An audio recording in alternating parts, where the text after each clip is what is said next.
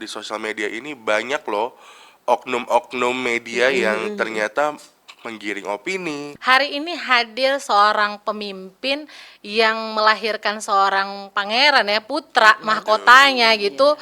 Itu lahir dengan melahirkan privilege dia, memberikan kita ruang sebesar-besarnya untuk bergerak. Saya juga di sosial media membuka komunikasi seluas-luasnya dengan pemuda-pemudi Sulawesi Utara gitu.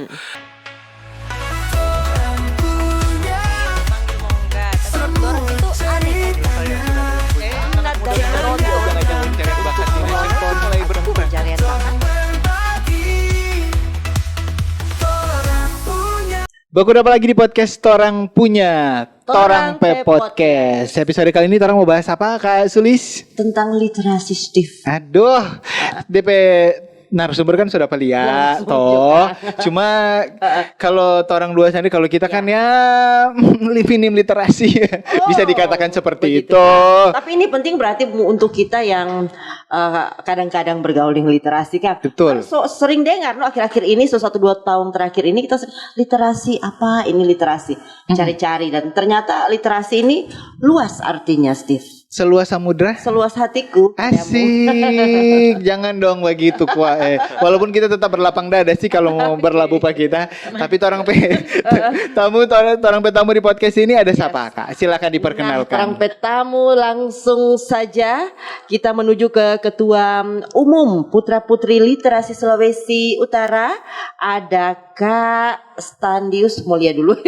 boleh Takut lejang salah. Nyontek sedikit boleh. Nyontek dulu ya. Kak, ada Kak Standius Baraprima. Halo. Kak. Nah, selanjutnya ada Kak Faradila Bahmid. Oke. Halo. Hai, Kak Ibu Sekretaris Umum Putra Putri Literasi. Ya. Ya, selamat datang di studio podcast kami yang ya apa adanya ini ya. Suka merendah ya. Sudah merendah untuk melejit.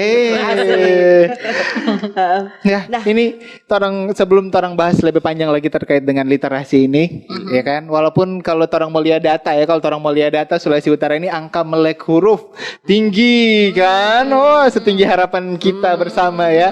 Tapi begitu kita masuk lebih dalam lagi data-data terkait dengan tingkat kunjungan ke perpustakaan, tidak masuk 10 besar, iya kan ya. Betul. Kemudian juga pokoknya untuk angka-angka yang lebih dalamnya lagi, artinya tahu baca, mardak suka baca.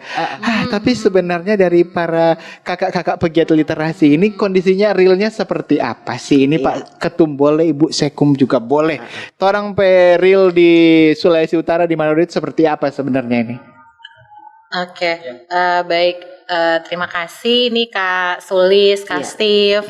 Juga hari ini saya ada di sini untuk mendampingi Mas Ketum ya.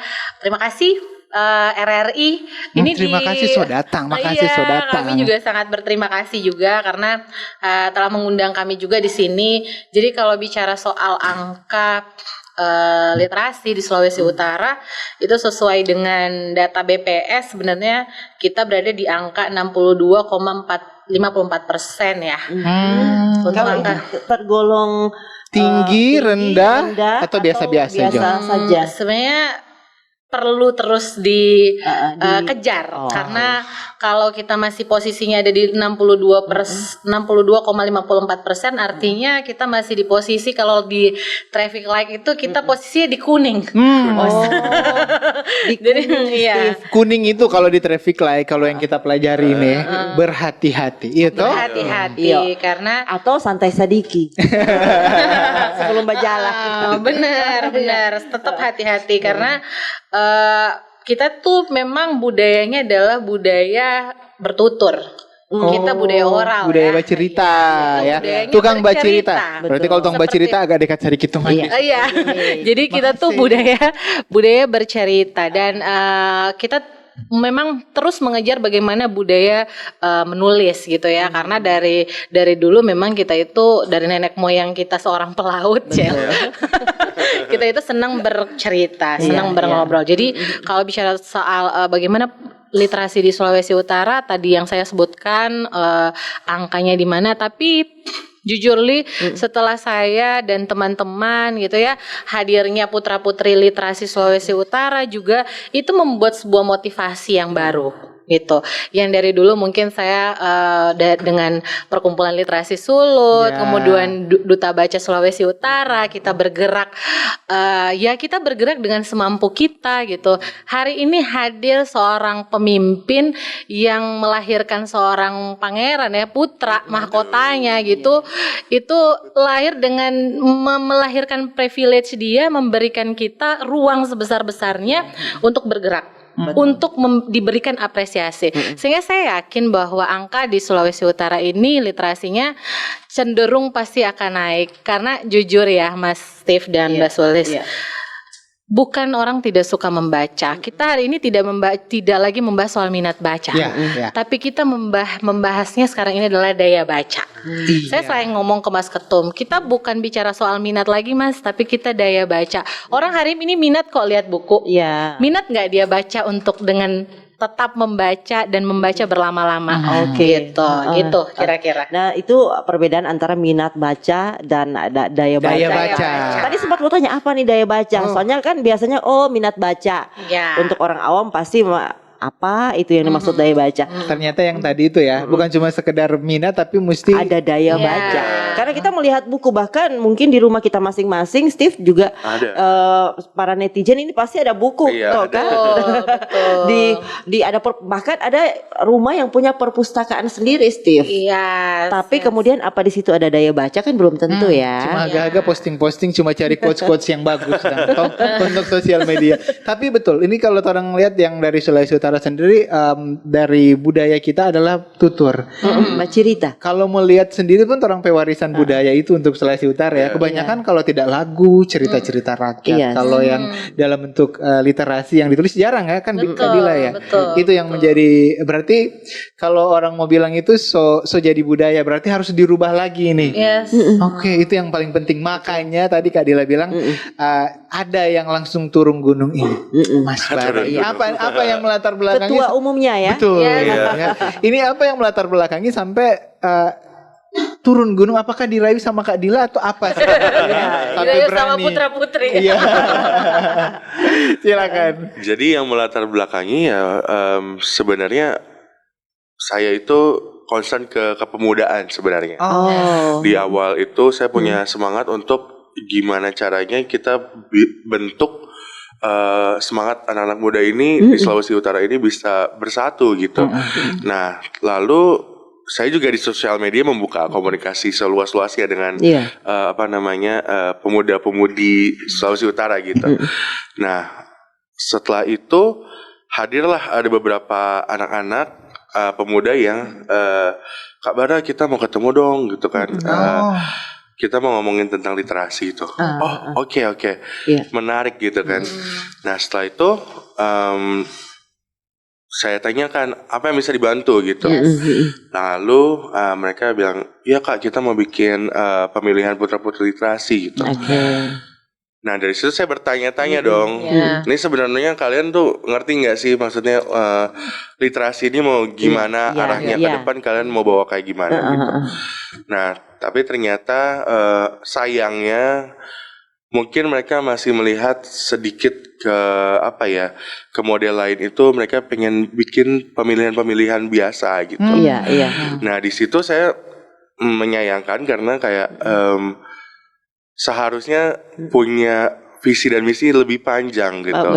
Apalagi nih teman-teman punya komunikasi langsung ke saya gitu ya. Mungkin saya juga punya privilege yang tadi Kak Dila juga bilang. Makanya kenapa sayang banget kalau nggak digunakan dengan baik jalur ini gitu. Apalagi mereka sudah bawa-bawa literasi itu kan ya mungkin tadi Kak Dila juga bilang literasi di Sulawesi Utara ini masih sedikit ya, tadi bilang ya lampu kuning gitu. Masih lampu kuning. Nah, makanya dari situ saya juga langsung tanya balik. Kalau kalian bergerak di literasi berarti otomatis kenal nih sama namanya Kak Dila gitu. Karena jujur saya juga sebenarnya punya kontaknya Kak Dila ini sudah lama gitu ya. Dan sering juga lihat update-updatean Kak Dila tentang literasi, dan pernah lihat juga saya lihat Kak Dila pakai selempang Duta Baca gitu kan. Nah, seharusnya kalau mereka memang ada ketertarikan atau ya interest dengan baca atau literasi, ya harusnya tahu dong sama Kenal Kadila gitu. dong Karena ya. komunitasnya kan sekarang mesti dibilang masih kecil juga ya gitu. Benar. Nah dari situ langsung ya udah hubungin Kadila dulu deh gitu. Gimana? Nah dari situ Kadila langsung agak-agak ini gimana sih Mas? Kok tiba-tiba langsung bikin ikatan gini gitu. Nah akhirnya ada sempat terjadi TikTok sedikit ya. Ya karena kan biar bagaimanapun proteksi saya terhadap anak gubernur tuh harus ada ya. Maksudnya ini Karena di balik privilege itu ada yang harus iya, kita jaga gitu harus ya. kita jaga. Entah itu nama baik beliau, entah itu jangan sampai itu hanya akan dipergunakan secara Betul. yang penting selesai grand final hilang itu kan tidak seperti itu gerakan literasi. Kan apa kabar dengan omongan-omongan dari yang lain gitu. Terus juga saya tuh jujur nih, saya juga sering banget diminta untuk Mas Bara jadi ketua ini dong. Saya sering banget dipinang untuk jadi asal Tentunya. ketua gitu, tentunya. Pasti dong. Tapi saya kayak aduh, saya nggak mau jadi ketua asal ketua gitu. Nah di sini makanya saya duduk bersama mereka. Ayo kita ngomongin ke depannya kita mau apain ini putra putri literasi. Sebelum kalian nanti memilih mereka dan melahirkan ya ini putra putri ini gitu. Akhirnya ya sudah dari situ kita komit juga untuk kita harus menyasar ke grassroots gitu ya, langsung ke sekolah-sekolah, mungkin ke generasi-generasinya putra-putri ini karena mereka kan masih tergolong generasi sekarang generasi Gen Z gitu ya. Gen Z dan Gen Alpha gitu. Gen Alpha, Nah, jadi itu yang mungkin mendasari saya juga. Gimana caranya nih Kadila kita untuk menyuarakan tentang literasi ini? Benar. Oh, ini kan ada putra-putri literasi nih, gitu kan, yang seharusnya punya jadi pelurunya kita, gitu kan, untuk bisa hadir di kalangan-kalangan mereka membawa dan menyuarakan literasi itu. Tapi saya penasaran. Tadi kan Kak Bara bilang bahwa beliau sering dipinang juga oleh organisasi-organisasi. Coba yang sering-sering DM coba ngaku ya mintanya di mana. Tapi kemudian beliau jadi tiba-tiba jadi memilih literasi untuk menjadi ketuanya.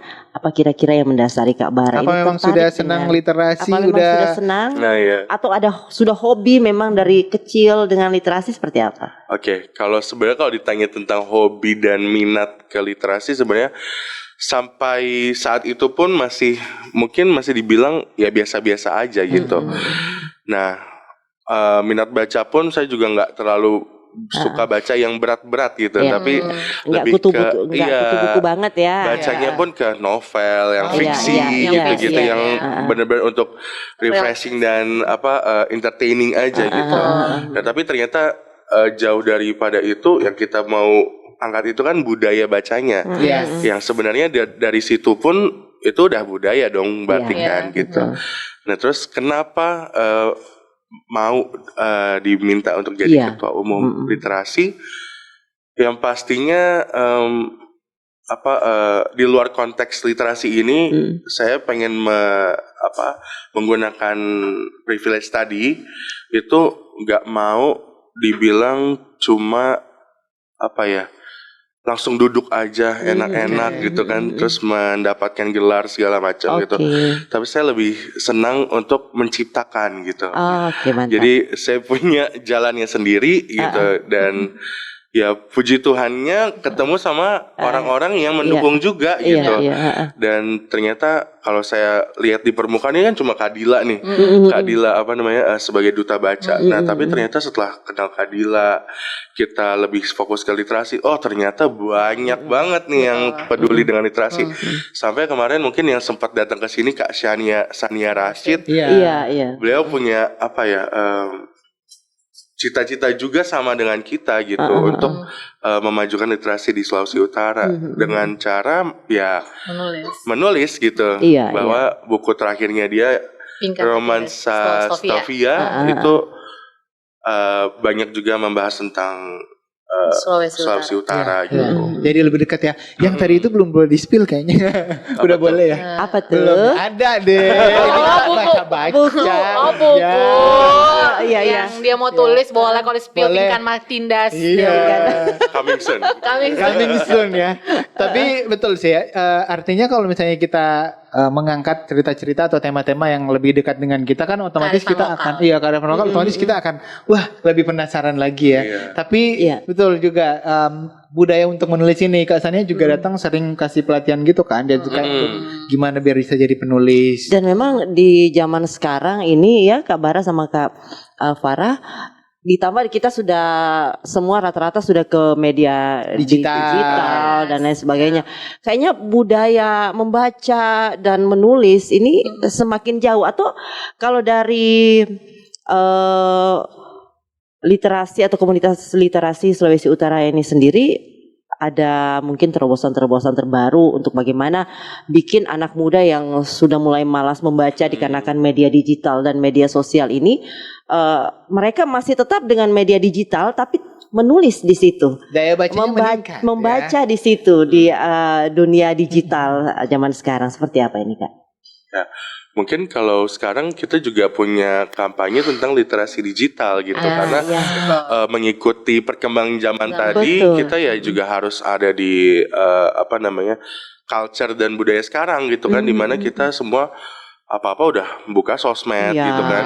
Betul. Nah di situ juga yang kita pengen kampanyekan bahwa di sosial media ini banyak loh oknum-oknum media yang ternyata menggiring opini, Iya, betul. hanya menuliskan judul yang clickbait lah gitu ya. Betul. Dan ini sangat-sangat kita warning karena banyak juga yang ke-trigger marah dengan pemerintah lah, Iya, marah betul. dengan instansi Gampang tertentu. jadi gampang terprovokasi ya Kak ya. Yang bahwasannya mereka harus tahu nih sebenarnya ada juga loh oknum-oknum media yang tidak netral. Betul. Terus juga ada juga media-media yang pesanan gitu. Jadi ya itu yang kita gaungkan di literasi digital juga, karena ya itu tadi ya, hoax itu sekarang di mana-mana Betul. gitu. Tidak hanya media Jahat. sebenarnya, ada juga orang-orang yang punya pengaruh, influencer Iya. yang kemudian punya misi-misi khusus Betul. sebenarnya terselubung. Jadi suka nulis-nulis walaupun sebenarnya kalau kita baca cuman dikasih clue-clue aja, kadang clue-cluenya ini tapi karena memang yang lagi marak itu yang informasi yang itu, jadi masyarakat suka kebawa, kegiring opininya ke. Iya, contoh tuh ya, maaf ya Kak Steve, Kak Sulis, contoh nih yang kemarin Pak Gup. Itu kan saya coba membaca di beberapa sosial media yang terkait KONI. Iya. Kolam renang. Itu kan sebenarnya yang menjadi viral bukan karena si kolam renangnya tiba-tiba hadir, ya karena Pak Gupnya datang, Bos. Iya, kolam renangnya emang dari dulu udah segitu. Iya, jadi kalau nggak beliau yang datang mana bisa. Kemudian kita tahu bahwa ternyata sudah dari tahun sekian tuh kayak belum pernah diganti. Akhirnya itu kan Kemarin luar biasa. Kita pas itu. lagi ngobrol-ngobrol terkait berita itu ya, kayak waduh SMP nih suka berenang di sini, jangan-jangan sisa-sisa keringat aku masih di situ, kan belum dikuras Iya, sampai sekarang. gitu. Tapi ya itu bercandaan aja. Itu bagian sebenarnya bagaimana kita bijak bermedia sosial. betul, Nah, salah satu dari programnya Putra Putri Literasi ini juga arahannya Mas Ketum ya harus bijak bermedia sosial, literasi digital itu.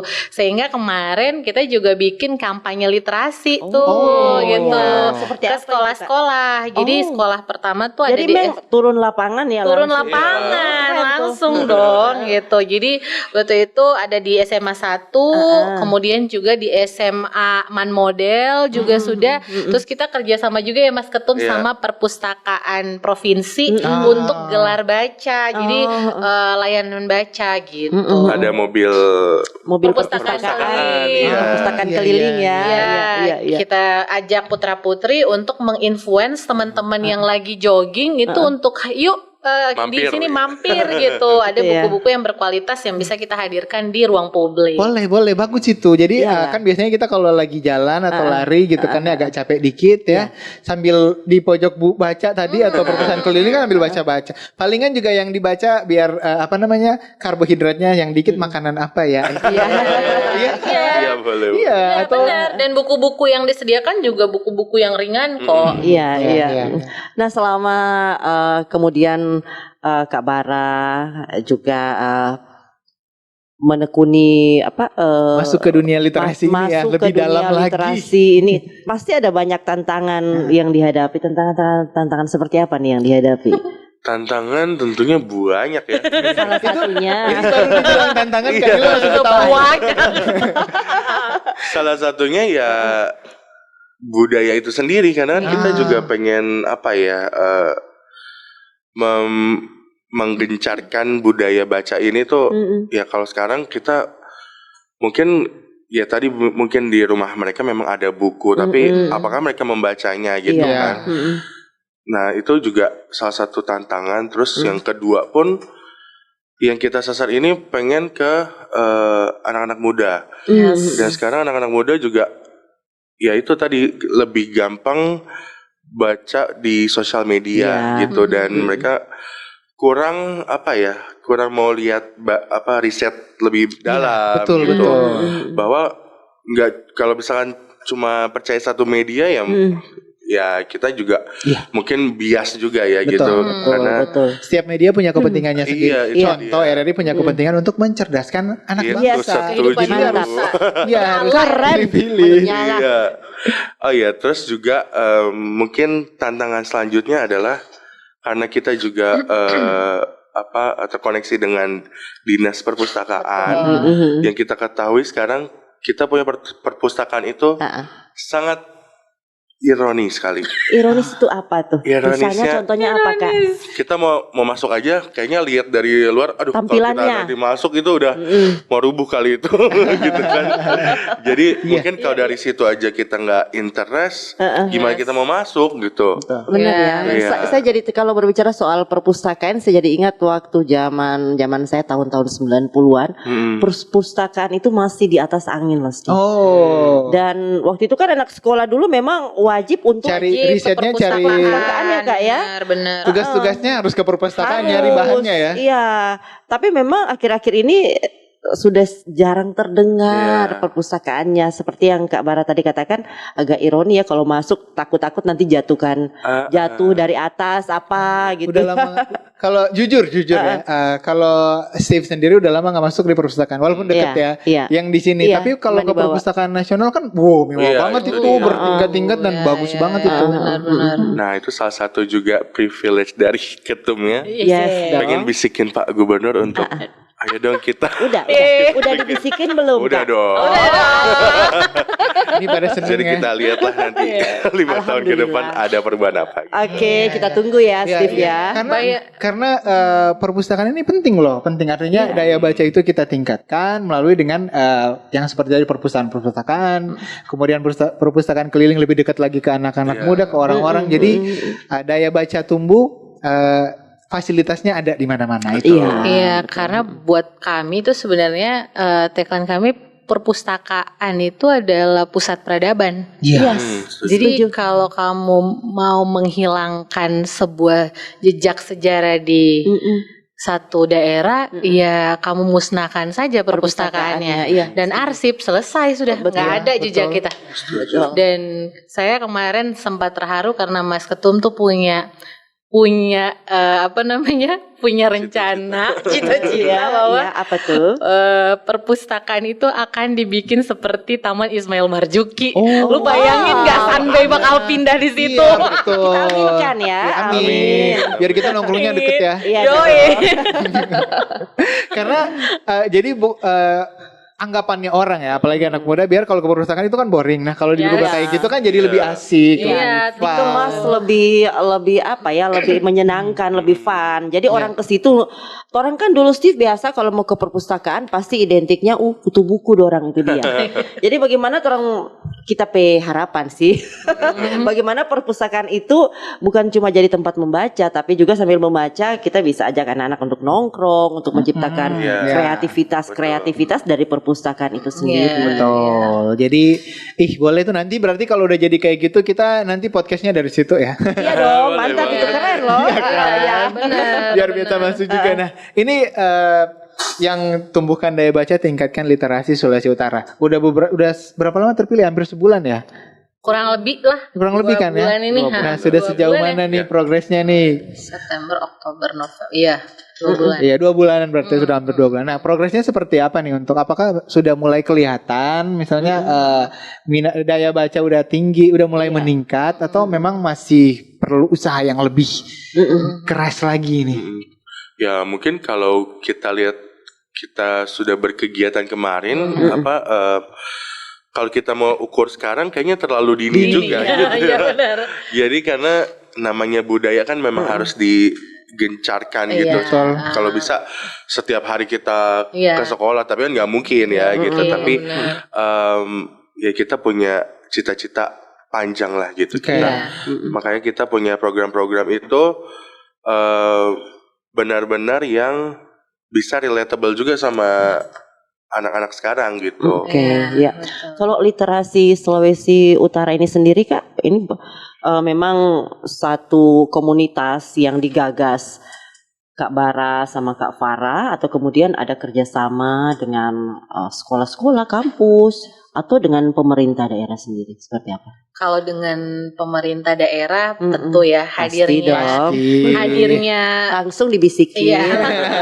Hadirnya Ketua Umum ini sudah representasi dari bagaimana mewujudkan visi misi dari Pak Gubernur gitu.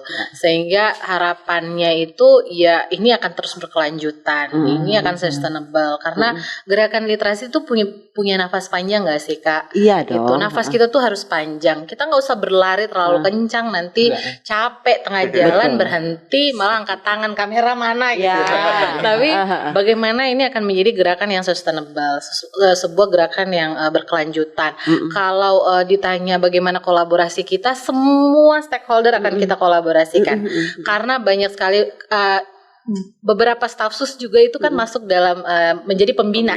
Gitu. Di Putra Putri Literasi ini ada staf sus yang bidang kepemudaan, kemudian bagian IT ada Kak Faris, ada Kak Nardo, kemudian ada beberapa ada Kak Safrel juga yang pegiat literasi. Jadi Tadat Katomi itu mereka itulah yang akan berkolaborasi juga untuk menjadi perpanjangan tangan dari Mas Ketum. Kayak contoh nih, mungkin ini juga saya belum sounding sebenarnya ke beliau, saya baru mau sounding di sini. Sounding sekarang juga Jadi kita mau aja langsung apa itu? Kita tuh mau kerja sama juga sama Bank Indonesia nanti itu tapi dari perpustakaan itu sudah sounding bahwasannya nanti mau kerja sama kolaborasi perpustakaan provinsi Bank Indonesia sama Putra Putri Literasi Sulawesi Utara. Kolaborasinya seperti apa? Tunggu tanggal mainnya. Belum boleh di-spill ya seperti apa ya. Yang pasti intinya kita kalau arahannya Mas Ketum, anak-anak Putra Putri Literasi ini harus ada karya. Betul. Iya dong. Ujungnya harus ada karya, karyanya apa? Buku. Dan bukunya akan seperti apa? Tentu selain buku fisik akan masuk juga di e-book. Akan ada buku digital juga. Jadi kita akan ada platform yang akan menghadirkan karya-karya anak lokal yang mengangkat potensi lokal. Itu yang paling itu yang akan menjadi PR besar dari Putra Putri Literasi Sulawesi Utara. Itu cita-citanya Mas Ketum. Luar biasa ya. Jadi bukan cuma sekedar tadi yang disampaikan oleh Kabar itu bukan sekedar terpilih, habis itu kesana kemari nggak ada. Setelah itu selesai. Betul. Cuma habis itu langsung ke selanjutnya. Putra-putri yang terpilih ini mereka juga adalah putra-putri yang pintar menulis atau menciptakan tulisan. Apakah spesifikasinya seperti itu? Tentu banget ya Benar. karena dari pemilihannya, dari audisi pun Hadila itu juga pertanyaan pertama, kalian suka baca nggak gitu? Itu pertama. Terus buku apa yang kalian baca? Gitu. Terus dipresentasikan. Terakhir kamu baca buku apa? Gitu. Baca buku ini. Coba dong cerita sedikit karena aku udah baca tuntas buku itu. Suhunya. Iya, jangan kore duta baca ini. Suka baca ini guys. Ya kan titipannya Mas itu harus kayak gitu. Harus, Karantinanya 1 bulan loh. Mereka. Berarti benar-benar digembleng. Biar bisa menjadi seorang duta putra putri literasi ya berarti ya. Nah ini apa yang menarik itu pas proses ada 1 bulan karantina, kemudian tadi sampai wawancara langsung berarti ya. Interview langsung itu apa yang menarik? Apakah Kak Dila menemukan hal-hal yang menarik dari para peserta putra putri literasi ini? Menariknya mereka mau belajar. Oh. Mereka tidak merasa mereka sudah cukup sampai di situ dan mereka benar-benar yang kayak dikasih buku ini hari ini baca ya tuntas, Iya. tuntas presentasi. Oh. Oke, Gitu. mantap. Itu yang jadi saya report ke Mas Ketum, ternyata ini generasi kita tuh bukan tidak mau dan itu tuh tidak diberi kesempatan. Oh, Gitu. oke. Belum diberi kesempatan Belum aja diberi, iya, dan iya. tidak mendapatkan wadah yang tepat aja gitu. Iya, iya. Kalau ketika mereka mendapatkan wadah yang tepat, ya inilah hasilnya. Wadahnya tepat, dapat Iya. support yang tepat, itu Iya. yang paling penting Tentunya sebenarnya ya. Karena kadang-kadang banyak wadah-wadah yang sudah tepat tapi susah berkembang karena ya itu supportnya masih kurang. Curhat ya. Ya, bisa dibilang seperti itu. Tapi kalau yang ini berarti nanti berat banget ya ini adik-adik ini ya. Kebetulan mereka juga hadir di studio sini. Yes. Ya. Berat gak sih pas ikutan kemarin ketemu sama Kak Dila? Berat ya? Lumayan Ih, gitu. lumayan. Itu lumayan berat kan ya. Tapi Baru ketemu saya, belum ketemu Mas Ketum. untung udah kepilih ya baru Iya, ketemu. baru. Berarti nanti yang terkait dengan putra putri literasi ini apakah akan berkelanjutan nanti ke depannya dan standarnya akan naik terus atau seperti apa? Nah, jadi karena memang kita pemilihannya itu memang seperti pageant sih gitu. Nah, cuman bedanya itu ya kita dalam karantinanya memang benar-benar digembleng, diberikan materi-materi yang yang berisi gitu. Dan narasumbernya juga yang berkualitas gitu. Dan kita punya harapan juga ya tentunya sih tahun depan itu pasti akan ada generasi-generasi selanjutnya gitu. Nah, kalau kita lihat sekarang ini adalah angkatan pertamanya gitu.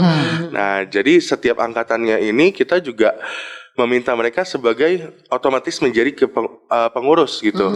Pengurus di Putra Putri Literasi ini gitu. Nah, per Mubes kemarin kita mendapatkan teman-teman ini, Putra Putri ini sudah ada di bidangnya masing-masing gitu.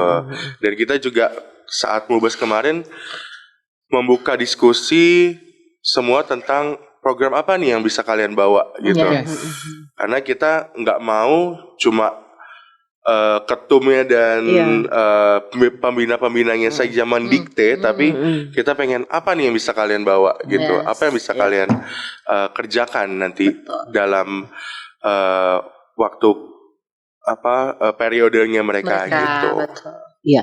Nah, kalau dari antusias masyarakat sendiri nih seperti apa dari pandangannya Kak Farah sama Kak Bara? Kalau antusias, saya melihat ya. Antusias banget. Anak-anak muda jadi gini. Ini kapan sih ininya seleksinya gitu. Kok udah terpilih aja ya? Kita nggak tahu tiba-tiba grand final gitu. Tiba-tiba karantina kok semuanya tiba-tiba gitu. Ini bukan tiba-tiba kok. Ini ada proses seleksinya tapi mungkin memang tidak belum tersebar banyak gitu. Nah, akhirnya interest dari masyarakat, dari anak-anak muda itu jadinya kasih info ya gitu untuk tahun depan tuh tahun depan berapa gitu mau ikutan. Kuncinya gitu. di sosialisasi nih Steve ya. Benar, karena mereka juga nggak nyangka gitu ya ternyata banyak antusias banget ternyata yang ketika menjadi putra putri literasi ini banyak banget yang didapat, malah juga difasilitasi buat bikin karya. Itu kan kadang-kadang banyak tuh atau ada tuh orang yang pengen nulis ya kan udah nggak dapat bimbingannya, udah susah juga cari penerbit dan lain-lain sebagainya. Di sini semua fasilitasnya lengkap. Semua difasilitasi. Dan menarik juga yang waktu pas grand final tuh Bunda Literasi dan Pak Gub kan menjadi tamu juri kehormatan. Itu bisa stay loh Mas. Dari jam 5 sore baru jalan jam 11 malam.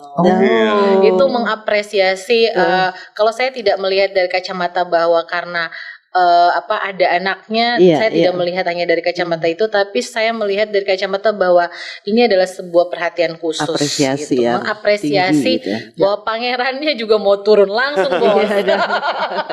Tapi beban gak sih Kak Dila, jujur aja sih, beban gak sih ketika Kalau dapat aku support pribadi yang luar beban biasa?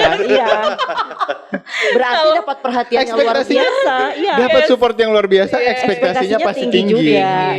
Kak Dila tuh kalau dikasih pertanyaan siap Mas itu. Siap laksanakan.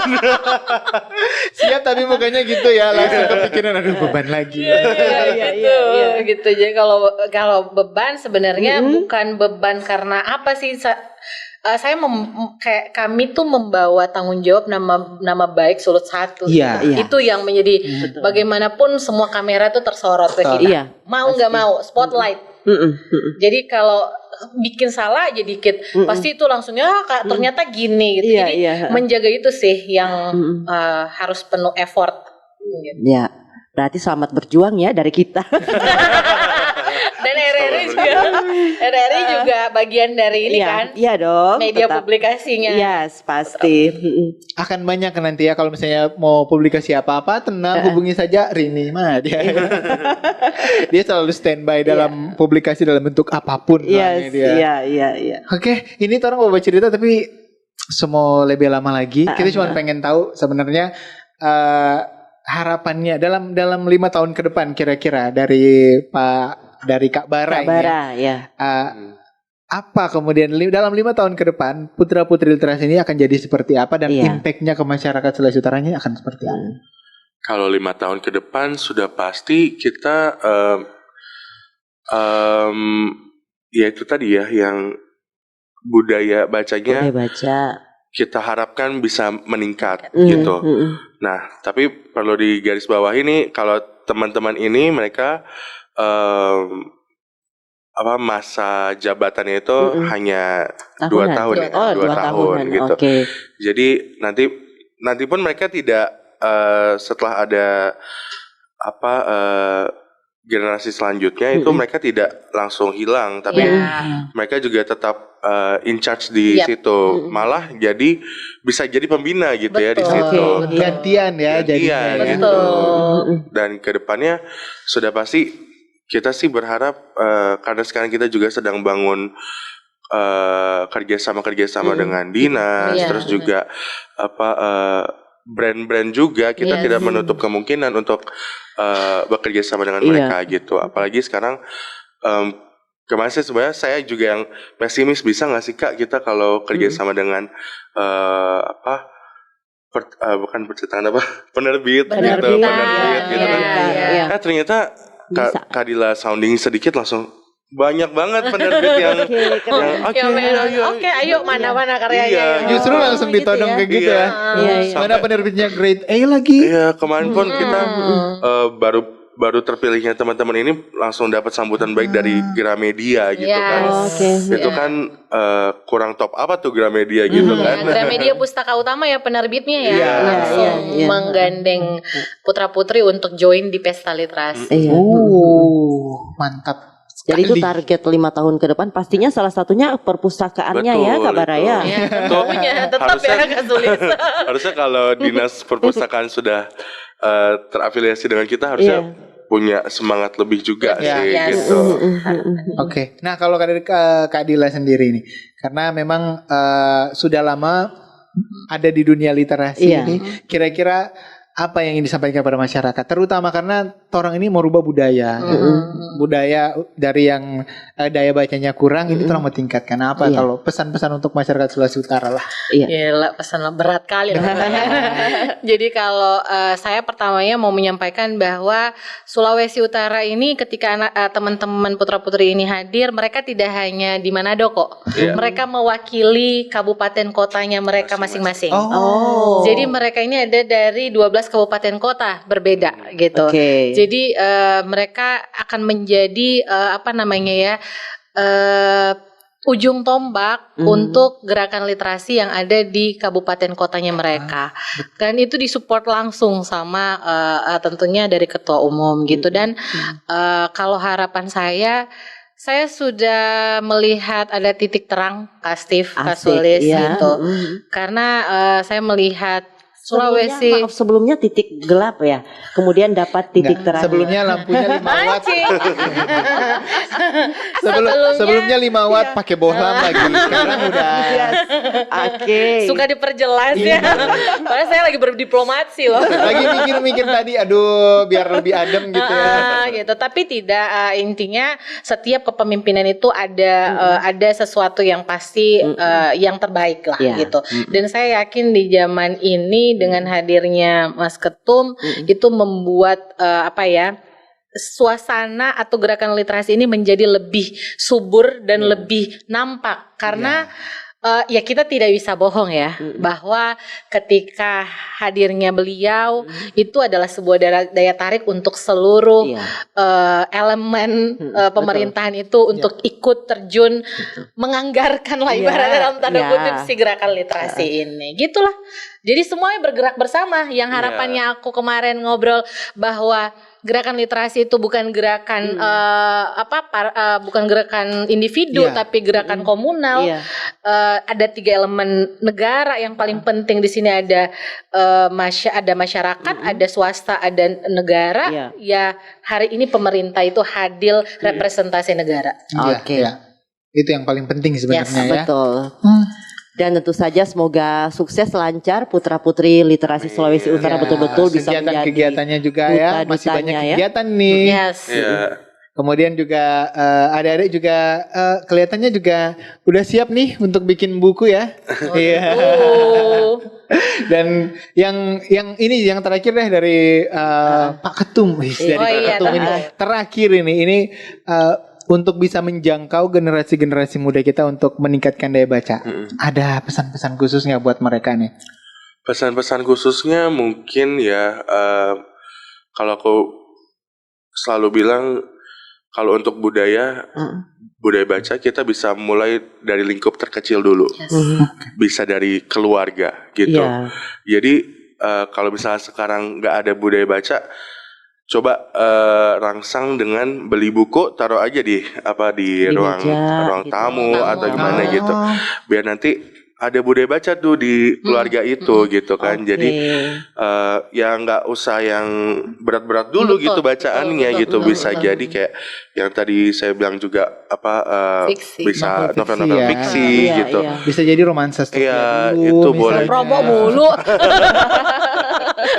Fiksi kan. Jadi bisa dimulai dari lingkup terkecil dulu yaitu keluarga gitu. Intinya hadirkan buku sebenarnya di mana saja ya kan untuk menumbuhkan atau menciptakan budaya membaca itu. Kan buku adalah jendela dunia. Karena biasanya kalau foto orang di rumah-rumah terasa banyak lah. Salah satu juga mungkin di rumahnya Steve Kang ada buku martu buku diungsikan ke dalam, khususnya masuk dalam lemari, so nyandak dan di atas meja. Kalau dulu kan masih di atas meja kan? Gitu. Kalau di rumah pakai Sulis paling lain lagi, so taruh di rak pas orang mau korek, wah habis itu siapa yang itu lagi lebih berbahaya lagi ya. Kalau yang di sini jago membaca semua toh. Membaca hati dan pikiran. Tapi kalau kita lihat orang sutradara lebih hobi membaca subtitle di film drama Korea ya. Itu membaca juga. Atau membaca WA group. WA group juga ya. Kalau WA group dia baca, tapi ada yang dia suka membaca tapi tidak datang-datang. Dari mantan. Udah kalau begitu terima kasih sekali lagi buat Ketua Umum ya. Iya. Dan juga Ibu Sekretaris Umum Putra Putri Literasi ya. Terima kasih ada juga yang sudah datang.